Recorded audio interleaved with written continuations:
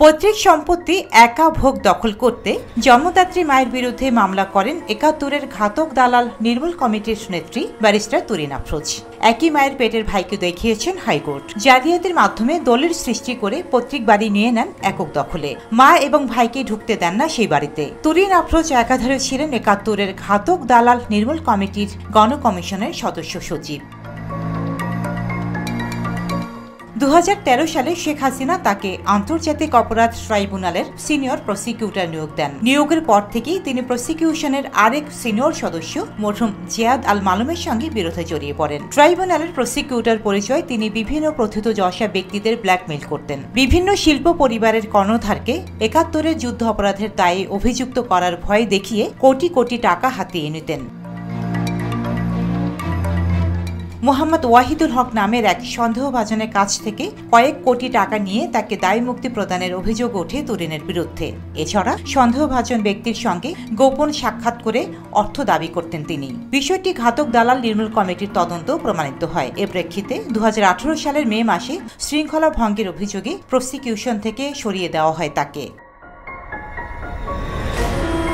নিজের মা ভাইকে হয়রানি করতেন।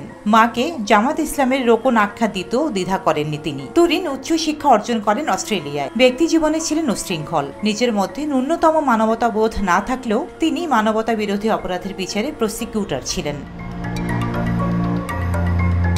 তুরিনের বেপরোয়া স্বভাবের কারণে শেখ হাসিনা তাকে স্নেহ করতেন। এটিই ছিল তার ক্ষমতা ও সাহসের উৎস।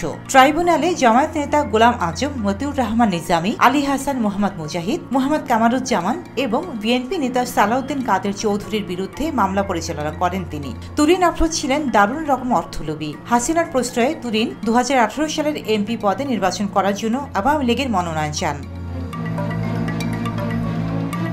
ধর্মবিশ্বাসের দিক থেকে তুরিন আফরোজ ছিলেন প্রবল ইসলাম বিদ্বেষী।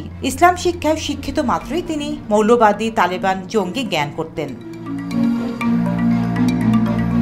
উল্লেখ্য, ৭ই এপ্রিল গত সোমবার রাতে বৈষম্য বিরোধী ছাত্র আন্দোলনের সময় আব্দুল জব্বার নামের এক শিক্ষার্থীকে হত্যা চেষ্টার মামলায় তুরিন আফরোজকে গ্রেপ্তার করা হয়। আজ মঙ্গলবার ৮ই এপ্রিল আদালত তাকে জিজ্ঞাসাবাদের জন্য ৪ দিনের রিমান্ডে পাঠিয়েছেন। রোজিনা বেগম, দেশকাল নিউজ।